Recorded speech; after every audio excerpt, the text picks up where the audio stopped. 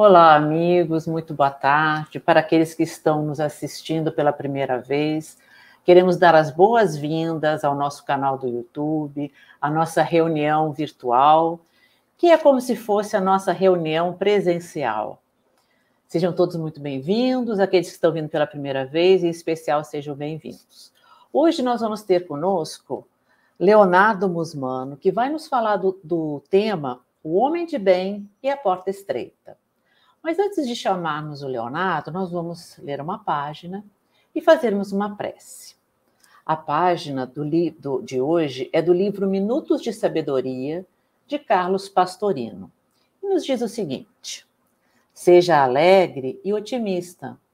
Não perca tempo em olhar para trás para ver o que já fez. Olhe para frente e caminhe confiante e alegre, praticando o bem e ajudando a todos. Dê a mão a cada criatura que se lhe aproxima. Diga sempre uma palavra de conforto e carinho. Tenha para todos um sorriso de bondade e a verdadeira felicidade passará a construir seu clima permanente de vida. Vamos então agora, meus amigos, fazermos a nossa prece inicial para darmos então início propriamente à palestra de hoje.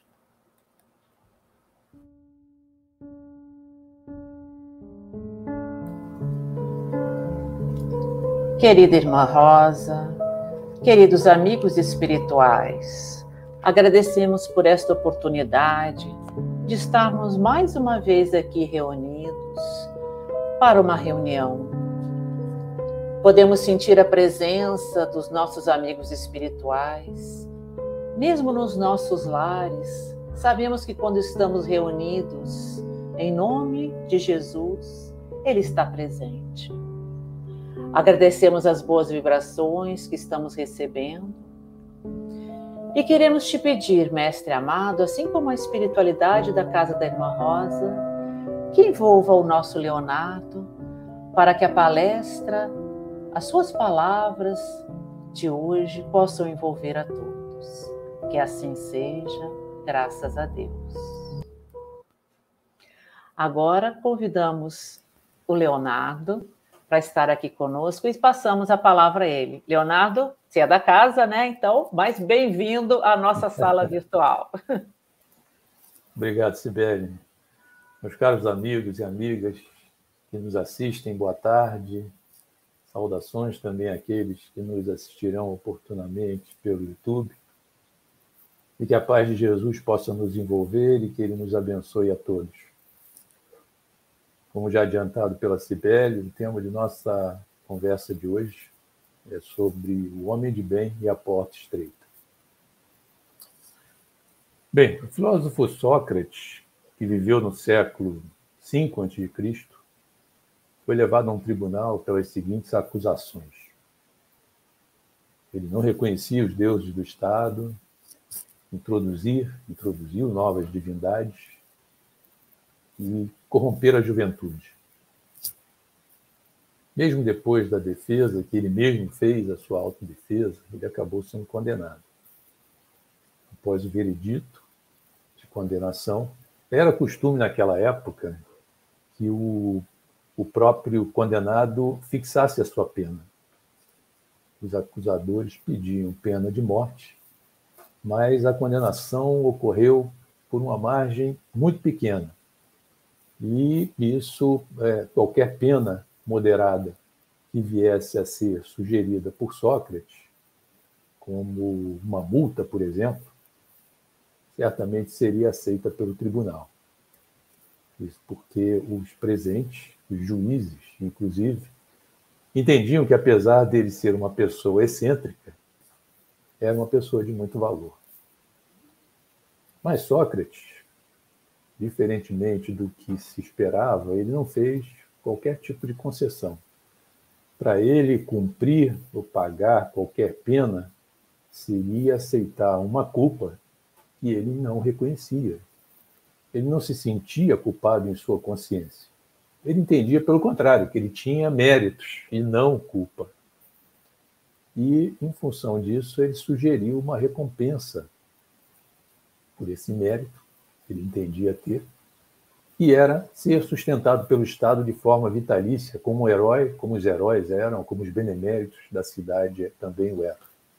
Os juízes, ele deixou os juízes sem alternativas, e então os juízes o condenaram à morte. Sócrates, então, optou pela morte. Vamos viajar 5 séculos adiante, na época em que Jesus estava fisicamente vivendo entre nós na Terra, para chegarmos à parábola do bom samaritano, que se encontra no capítulo 10 do Evangelho de Lucas. Nessa parábola, um doutor da lei, buscando testar Jesus, perguntou o que seria preciso a ele fazer para herdar a vida eterna. Jesus, como de costume, que nunca dava uma resposta direta, reperguntou, ou perguntou a ele: o que diz a lei e como você a lê? O doutor da lei, então, responde a Jesus: amar a Deus de todo o coração, de toda a alma, com toda a sua mente ou entendimento, de acordo com a tradução, e amar ao próximo como a si mesmo. Jesus, então, lhe diz: respondeu bem, e complementa: faz isso e viverás. O doutor da lei lhe pergunta, então, quem seria o meu próximo? Jesus, então, aí entrando no núcleo central da parábola, diz o seguinte: certo homem descia de Jerusalém para Jericó, caiu nas mãos de assaltantes. Ele foi despojado, ele foi espancado, os assaltantes o deixaram semi-morto. Certo sacerdote que fazia o mesmo caminho, ou seja, descia também de Jerusalém para Jericó, ao vê-lo, passou para o outro lado. Um levita, também de forma semelhante, que vinha por aquele mesmo caminho, também ao vê-lo, passou para o outro lado.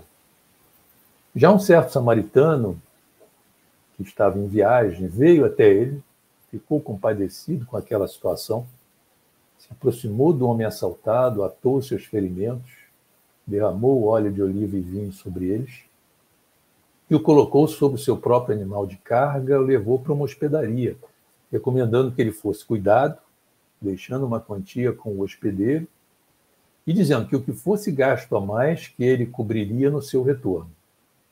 Jesus então perguntou ao doutor da lei: qual dos 3 te parece ter se tornado próximo do assaltado? O doutor da lei responde: o que praticou a misericórdia com ele. E Jesus retorna, dizendo: vai e faze tudo do mesmo modo. Em resumo, o levita e o sacerdote viram o homem assaltado e se afastaram, e o samaritano cuidou dele sem nem mesmo o conhecer. Meus amigos, com esses 2 relatos, o de Sócrates e o da parábola do bom samaritano, não temos aqui a intenção de fazer qualquer juízo de valor de qualquer julgamento dessas 2 situações, dos personagens Sócrates, o sacerdote, o levita e o samaritano. O nosso objetivo ao apresentar foi demonstrar que os 4 personagens, ou as 4 personagens, tinham algo em comum, que era ter diante deles uma escolha a ser feita. Escolha essa feita de forma consciente ou inconsciente por cada um deles, pelas razões que fossem, mas uma escolha. Sócrates poderia ter optado por pagar a multa, e não o fez.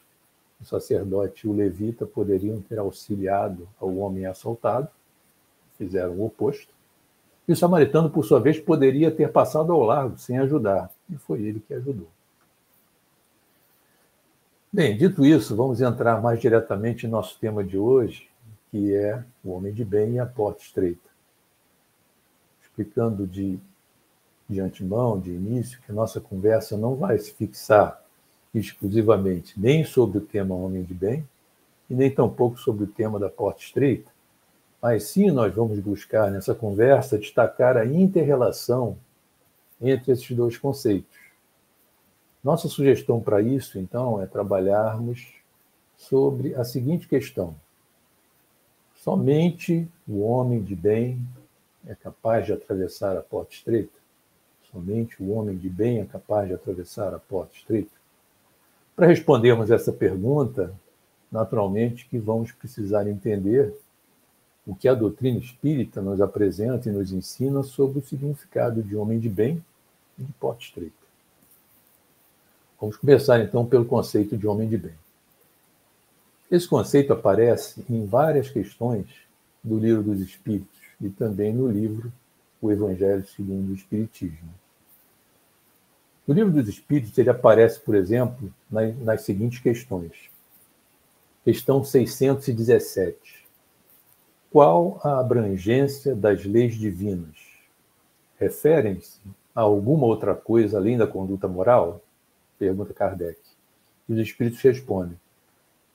Todas as leis da natureza são leis divinas, visto que Deus é o autor de todas as coisas.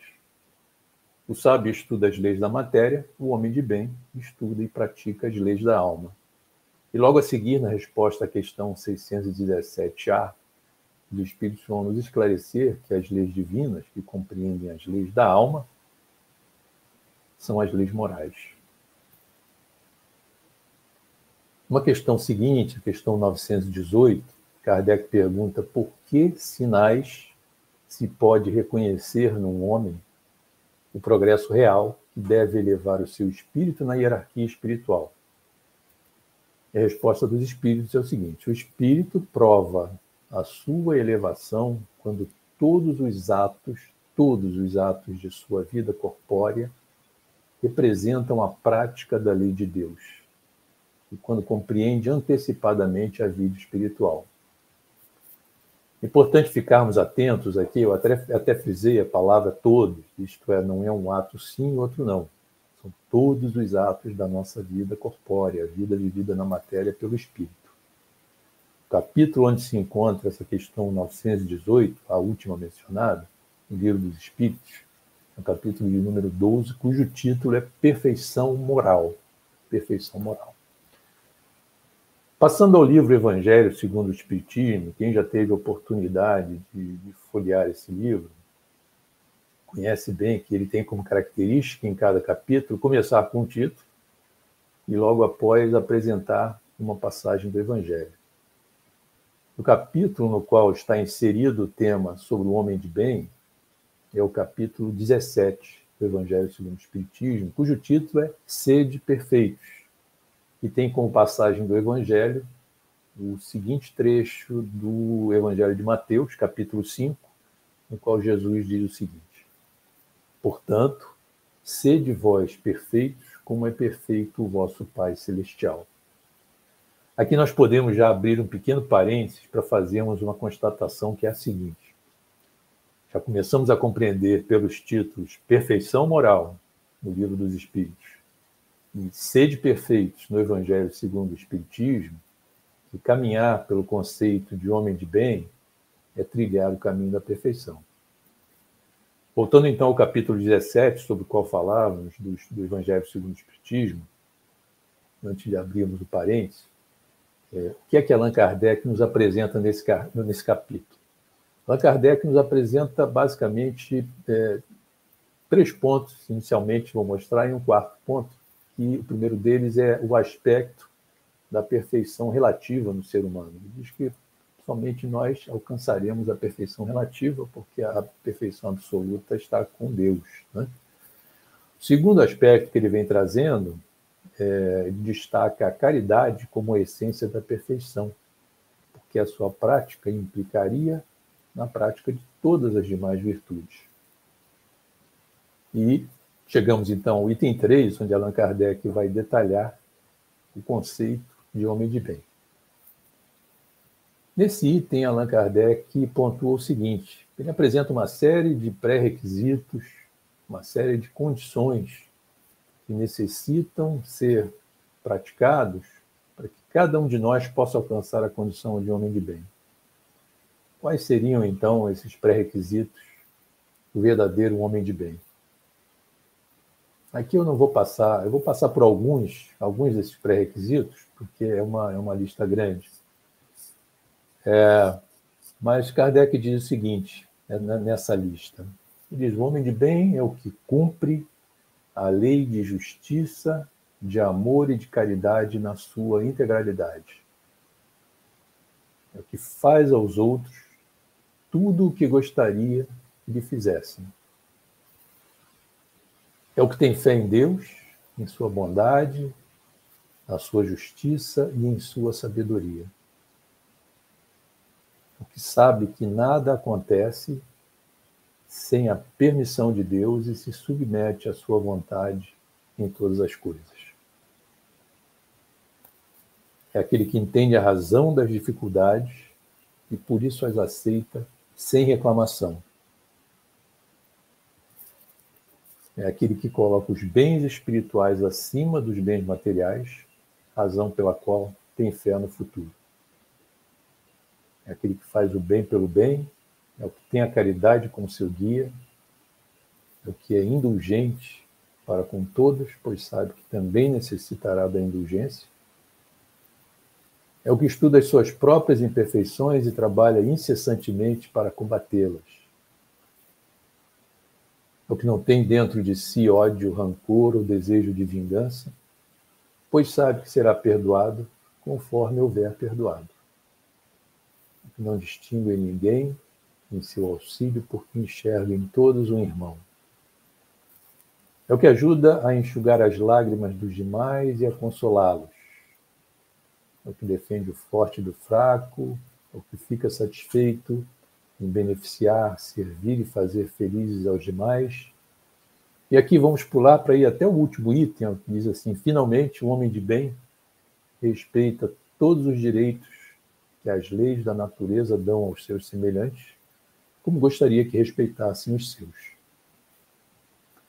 Haveria muito a ser aprofundado em cada um desses itens, né? Pelo que a gente pôde ver, mas pelo fato da nossa conversa não ser exclusiva sobre o tema homem de bem, e sim sobre essa relação do homem de bem com a porta estreita, o aprofundamento de cada um desses pontos seria tema de outras oportunidades. O que, sem dúvida, nós podemos constatar é que a lista é grande. E interessante que Kardec faz um complemento ao final dela, dizendo o seguinte, que ela não está completa. Por incrível que pareça, ela não está completa, mas aquele que se esforce por alcançar as apresentadas, esses pré-requisitos, essas condições apresentadas, já estaria no caminho que levaria a todas as outras, porque essas que foram apresentadas formam a base para alcançar todas as outras qualidades. Importante, voltando a relembrar, não esquecendo da questão 918 do Livro dos Espíritos, que diz o seguinte: as leis divinas, no caso as leis morais, devem ser praticadas pelo homem de bem em todos os atos de sua vida corpórea. Bem, com isso, uma próxima constatação que nós podemos fazer é de que alcançar essa condição de homem de bem é realmente um desafio para um percentual imenso de nossa humanidade, ressalvando as exceções, naturalmente. Agora, isso não deve se constituir de forma alguma em desestímulo para nenhum de nós, porque nós podemos até mesmo recordar as dificuldades de alguns apóstolos em também alcançarem essa condição tão desafiadora. Apenas citando 2 exemplos. O primeiro exemplo, que se encontra na carta de Paulo aos Romanos, no capítulo 7, o apóstolo diz o seguinte: realmente não consigo entender o que faço, pois não pratico o que quero, mas faço o que detesto. Com efeito, não faço o bem que quero, mas pratico o mal que não quero, completa Paulo. O segundo exemplo que nós podemos dar é no capítulo 9 do Evangelho de Lucas, e se refere à última viagem de Jesus a Jerusalém, na qual ele resolveu passar com os apóstolos pela Samaria, que é a terra dos samaritanos. Esse não era um percurso normal. O percurso normal seria margear o Rio Jordão, Em função da enorme rixa que os judeus tinham com os samaritanos por razões religiosas, que vinham desde a separação das 12 tribos de Israel. Então, um judeu nem sequer admitia estar perto ou sequer conversar com um samaritano. Então, o caminho normal para um judeu seria, um judeu vindo do norte, da Galiléia, por exemplo, seria vir pela margem do Rio Jordão, que passava também bem na fronteira da Samaria, e com isso eles não teriam que passar por dentro da Samaria. Mas Jesus resolveu passar pela Samaria, e certamente ele tinha alguma razão para isso, né? Como sempre, né? A gente sabe que nenhum ato do Mestre Jesus é por acaso. E ele pediu naquele momento para João o Evangelista e o seu irmão, Tiago Maior, para eles irem na frente, para conseguirem hospedagem. E eles não conseguiram. Não foram bem recebidos pelos samaritanos e voltaram furiosos para o grupo de Jesus, que vinha caminhando mais atrás. E aquela razão de estarem furiosos é que, mesmo sendo samaritanos, hospitalidade era algo muito importante para os judeus naquele momento. Então, a hospitalidade era algo que não se negava. E eles voltaram bastante chateados, furiosos, e perguntaram a Jesus se ele não queria que eles dissessem para descer fogo do céu a fim de destruir aquele povo, os samaritanos. Jesus, obviamente, disse que não, porque não veio para destruir a vida dos homens, mas veio para salvar a vida dos homens. Então, vejam vocês como, através desses exemplos, nós podemos verificar o grau de desafio que é alcançar a condição de homem de bem. Até mesmo apóstolos do nível de Paulo, João Evangelista, Tiago, tiveram essas dificuldades. Kardec nos dá uma saída nesse próprio capítulo 17 do Evangelho segundo o Espiritismo, onde ele apresenta o homem de bem. Logo no item 4, o item seguinte, aquele em que apresenta o homem de bem, ele nos dá uma saída para o alcance dessas condições, nos dá uma pista, uma indicação de como alcançar. E ele diz que esse alcance se daria através de um espiritismo bem compreendido, mas, sobretudo, bem sentido, porque nos facilita a compreensão e a prática da moral do Cristo. Isso também seria tema interessante para uma outra conversa. Bem, fazendo então um pequeno resumo aqui do que nós falamos sobre o homem de bem, a condição de alcance seria principalmente através da compreensão e prática das leis de Deus, principalmente através da caridade, não limitado à caridade, mas principalmente através dela. Destaca-se também a importância do nosso esforço individual.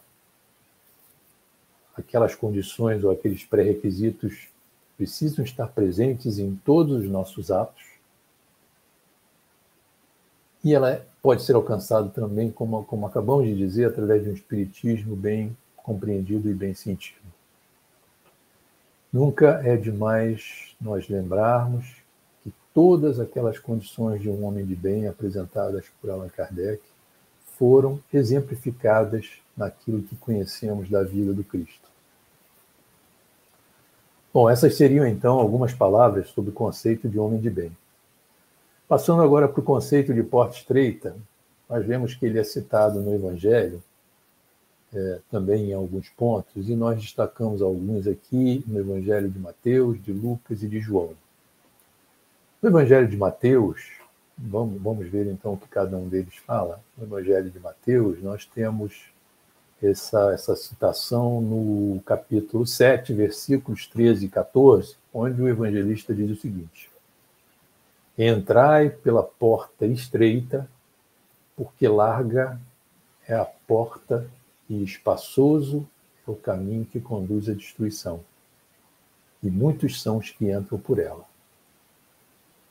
Ele complementa mais adiante: quão estreita a porta e apertado o caminho que conduz à vida, e poucos são os que a encontram. completa Mateus. Já no Evangelho de Lucas, nós vamos encontrar uma citação no capítulo 13, versículo 24, em que Lucas nos diz: esforçai-vos, ou seja, parafraseando Jesus, esforçai-vos por entrar pela porta estreita, pois eu vos digo que muitos buscarão entrar e não serão capazes. E por fim, no Evangelho de João, capítulo 10, versículo 9, onde João, o evangelista, diz o seguinte, palavras aqui de Jesus, anotadas por João: eu sou a porta. Se alguém entrar por mim, será salvo. Então, o que nós podemos ver é que as anotações de Lucas e Mateus são mais ou menos semelhantes. Já a anotação de João, nessa anotação, ele acrescenta um dado importante ao mencionar na fala de Jesus que ele, Jesus, diz ser a porta. E aí nós podemos entender que ele se refere à porta estreita, naturalmente, e não à porta larga. E vamos ver a razão disso um pouco mais à frente. O Espírito Emmanuel, o benfeitor Emmanuel, comentando esse tema, porta estreita, em seu livro O Espírito da Verdade, pela psicografia de Chico Xavier e Valdo Vieira, no capítulo 14, chamado Muralha do Tempo, nos apresenta os seguintes elementos. Ele faz uma comparação entre a porta como peça arquitetônica, presente em paredes, muralhas, etc., com a seguinte pergunta: e as portas referidas por Jesus? A que estrutura se entrosam? Poderíamos entender essa pergunta como: em que estrutura elas se encaixam? Se encaixariam? Logo a seguir, ele nos diz que a porta estreita e a porta larga pertencem à muralha do tempo, situada à frente de todos nós. A escolha pela porta estreita revela o acerto espiritual e, em consequência, o progresso no caminho da evolução. Já a escolha pela porta larga expressaria o nosso desequilíbrio interior, uma consequente dor da reparação.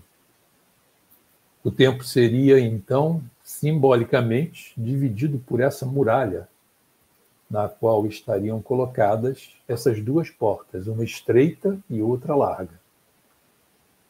E Emmanuel diz mais: antes de cada porta estariam o passado e o presente.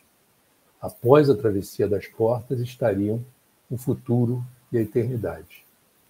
Do lado de cada das portas, a sementeira, o plantio. Do lado de lá, após a travessia, estaria a colheita. A porta larga é a representação da entrada na ilusão e saída para o reajustamento interno. A porta estreita é a saída do erro e entrada na nossa renovação espiritual. Completa Emmanuel. Então, meus amigos, pelo menos duas conclusões já podem ser tiradas dessas palavras de Emmanuel, que são as seguintes. Primeiro, estarmos diante de uma porta, seja estreita, seja larga, significa estarmos diante de uma decisão ou de uma escolha a ser feita em nossas vidas. Segundo, decisões ou escolhas que venham a nos levar a uma renovação e um crescimento espiritual, de acordo com os ensinamentos do Cristo, significariam a travessia pela porta estreita na chamada muralha do tempo.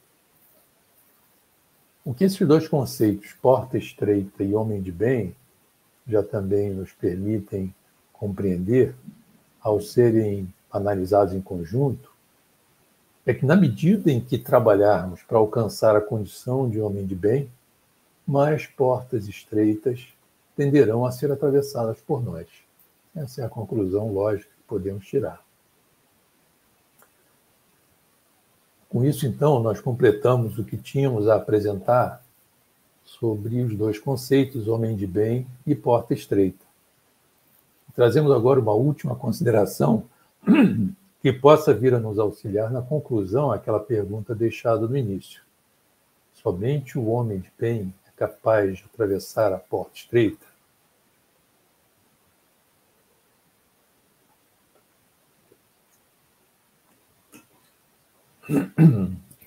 Essa consideração que queremos fazer é relativa às diferentes categorias de mundos habitados. De acordo com o capítulo 3 do livro Evangelho segundo o Espiritismo, a categoria de cada mundo habitado vai depender do grau de adiantamento ou inferioridade de seus habitantes. E encontramos a seguinte classificação para cada mundo, do menos evoluído para o mais evoluído. Primeiro, mundos primitivos, é o menos evoluído, destinado às primeiras encarnações da alma humana, em que há um total predomínio do instinto. Apenas está latente uma vaga intuição sobre a existência de um ente supremo. A segunda classificação seriam os mundos, após o mundos primitivos, a segunda seriam os mundos de expiação e provas, cuja característica é o predomínio do mal, o mundo onde predomina o mal. A terceira classificação seriam os mundos de regeneração, os mundos nos quais as almas ainda expiam. Nesses mundos, as almas repousam das fadigas, das lutas e juntam novas forças. Nós podemos dizer, pela classificação, que a felicidade ainda não é um mundo onde existe felicidade perfeita, mas pode se chamar a aurora da felicidade, né? Após isso, o quarto mundo, essa quarta classificação, são os mundos felizes, onde o bem sobrepuja o mal. E, por último, quinto e último mundo, os mundos celestes ou divinos, é o mundo morada dos espíritos depurados, onde reina exclusivamente o bem. Então, desconsiderando os extremos, são os mundos primitivos e os mundos celestes ou divinos, quer dizer, do mais inferior e o menos avançado para o mais avançado, nós temos aí os mundos intermediários, o mundo de expiação e provas, o mundo de regeneração e os mundos felizes. E a característica deles, os quais vimos aqui acima, é que o bem e o mal se misturam nesses três mundos, sendo que no mundo de regeneração o bem predomina sobre o mal, nos mundos felizes o mal, contrário, nos mundos de expiação e provas o mal predomina sobre o bem, nos mundos felizes o bem predomina, sobrepuja o mal. E nos mundos de regeneração existe uma mistura, um equilíbrio ali entre bem e mal, mas ainda existem os dois trabalhando juntos. E nossa Terra, onde é que está a nossa Terra nessa classificação? Nossa Terra está na segunda categoria de baixo para cima. Nós somos ainda um mundo de expiação e provas, mundo no qual ainda predomina o mal. Então, meus amigos, se estamos num mundo onde predomina o mal, pela lógica, isso significa dizer que estamos num mundo onde os seres de bem estão em minoria. Em consequência, o homem de bem também estaria em minoria. Então, assumindo que cada um de nós não tem ainda alcançado a condição de homem de bem, e aí sempre ressalvando as exceções, vale a reflexão. Será que já não cumprimos em algum momento de nossas vidas com algum daqueles pré-requisitos, aquelas condições que caracterizam o homem de bem? Será que já conseguimos tomar alguma decisão em nossa vida que tenha sido difícil, baseada nos ensinamentos do Cristo, onde mais fácil teria sido seguir por outro caminho, menos recomendável, ou seja, o caminho... será que já não atravessamos alguma porta estreita que tenha se colocado à nossa frente ao longo da vida? Vamos ver se isso é verdade? Para que nós possamos tirar essa dúvida, eu proponho aqui um pequeno exercício que consiste no seguinte: eu vou fazer algumas poucas perguntas e cada um de vocês que nos assiste, que nos assistirão, responde a si mesmo. Vamos lá, então, vamos começar. Pergunta que, fazendo a cada um de vocês e faço a mim também. Alguma vez eu já orei por alguém? Alguma vez já consegui conter algum impulso que me levaria a cometer algum ato que minha consciência condenaria? Me esforço para ser uma pessoa melhor do que era a cada dia? Costumo me indignar ao tomar conhecimento de uma injustiça? Tenho fé em Deus, em sua sabedoria e bondade? Já me compadeci pela dor de alguém? Alguma vez já pratiquei o bem pelo bem, isto é, de forma totalmente desinteressada? Trato a todos de forma igual ou diferencio as pessoas pela sua classe social, por exemplo? Já optei em minha vida por tomar a decisão difícil e correta, em linha com a moral ensinada pelo Cristo, em detrimento da decisão fácil e incorreta? Meus amigos, acho que está bom. Eu arriscaria dizer, e aqui sendo extremamente rigoroso, que cada um de nós que venha ouvir essas questões responderá positivamente a pelo menos uma pergunta. E aí, sendo, como eu disse, extremamente rigoroso. Agora sim, nós podemos juntar todos esses elementos para respondermos à questão feita lá no início. Somente o homem de bem é capaz de atravessar a porta estreita? Então, o que é que nós temos? Vamos juntar, então, esses elementos. Primeiro, nós vivemos num mundo de expiação e provas condizentes com o nosso grau de adiantamento ou de inferioridade. Mundo no qual, apesar de predominar o mal, o bem também se faz presente. Isso é importante. Temos o bem no nosso mundo de expiação e provas. Segundo, apesar do desafio que é alcançar a condição de homem de bem, e apesar da grande maioria de nós ainda não ter alcançado tal condição, ressalvando as exceções, claro, já conseguimos atuar, mesmo que esporadicamente, de acordo com as leis de Deus, em consequência com características de um homem de bem naquele momento. Terceiro, se sabemos que os atos de um homem de bem trabalham no sentido de seu crescimento espiritual, tal crescimento somente admite a travessia das portas estreitas, eu posso concluir então, e aí eu digo posso, porque me colocando aqui na primeira pessoa, porque entendo que essa conclusão deve ser individual. E a conclusão a que eu chego, que eu posso concluir, então, que não somente o homem de bem consegue atravessar a porta estreita, mas cada um de nós está se esforçando para se transformar moralmente e para domar suas más inclinações. Meus amigos, já nos encaminhando para o encerramento de nossa conversa, gostaríamos de trazer alguns poucos comentários finais que nos parecem importantes. Primeiro comentário: é fundamental termos a esperança e, mais do que isso, a certeza de que a vida é e será sempre um repositório de novas oportunidades a serem aproveitadas, de decisões a serem tomadas e que, para isso, precisamos nos preparar a cada dia.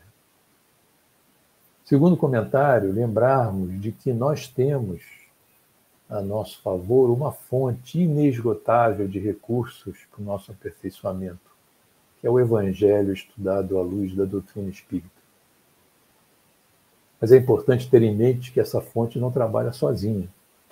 Ela precisa do esforço de cada um de nós para nos levar a novos patamares espirituais. Terceiro comentário é lembrarmos ainda que podemos ser, se quisermos, semelhantes a uma usina geradora de energia. Me permitam fazer essa analogia. Usina essa que, num primeiro momento, mantém a usina de energia, mantém toda a água represada e que, logo após a abertura das comportas, transforma essa água em energia.